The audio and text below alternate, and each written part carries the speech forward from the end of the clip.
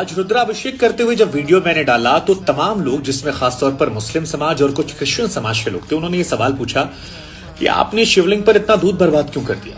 इससे बेहतर होता कि आप इसे गरीबों को दान कर देते। चलिए, इनका तो ठीक था, लेकिन मुझे हैरानी तब हुई जब हिंदू वर्ग के तमाम लोगों ने कहा कि खासतौर पर नई पीढ़ी के लड़कों ने कि सर आपको ये नहीं करना चाहिए था, इससे काफी बर्बादी होती है, गरीबों को आपको दान कर देना चाहिए था।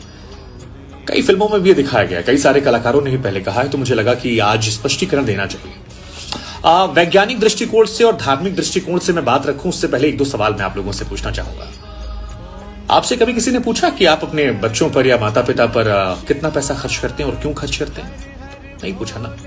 तो भगवान शिव हमारे आराध्य हैं, अपनी कमाई का अगर कोई हिस्सा उन पर खर्च कर रहे हैं तो आप सवाल पूछने वाले कौन होते हैं? और ये जो गरीबों वाले ज्ञान वाली बात है ना, ये आपको मजार पर चादर चढ़ाते वक्त नहीं आती, या चर्च में जो मोमबत्ती लगाते हैं, कभी आपने सोचा कि वो मोमबत्ती किसी गरीब की झोपड़ी में लगाकर उसको रोशन कर दे?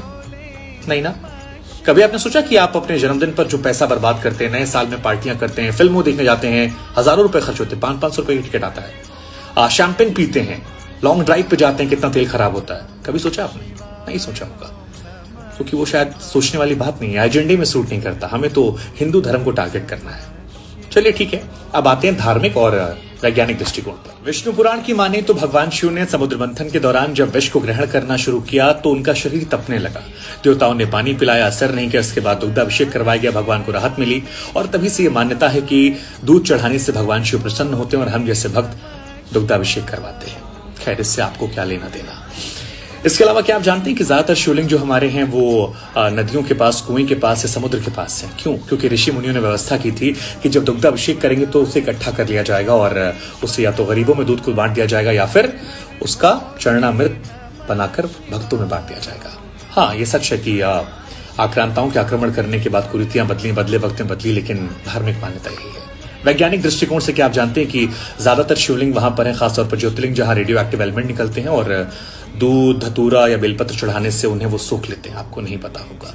खैर, एक और बात बता दूं आपको मैं कि हिंदुस्तान वो देश है जो कृषि प्रधान देश है। यहाँ पर कभी भी खाने पीने या दूध के सामान की कमी नहीं थी। क्या जाने वो लोग जो अरब में रहते थे, जहाँ पानी भी नहीं मिलता। हिंदुस्तान की बात अलग थी, ये चीजें अवेलेबल थी। खैर, आपसे गुजारिश इतनी है कि इस वीडियो को शेयर कीजिएगा ताकि नई पीढ़ी को पता लगे कि ये वेस्टेज नहीं है, और केवल एक धर्म पर निशाना मत बनाइए। उन कलाकारों को भी बताइए कि शिवलिंग पर दूध चढ़ाना धार्मिक दृष्टिकोण से, वैज्ञानिक दृष्टिकोण से कैसे सही है, और हम अगर अपने पिता, अपने भगवान के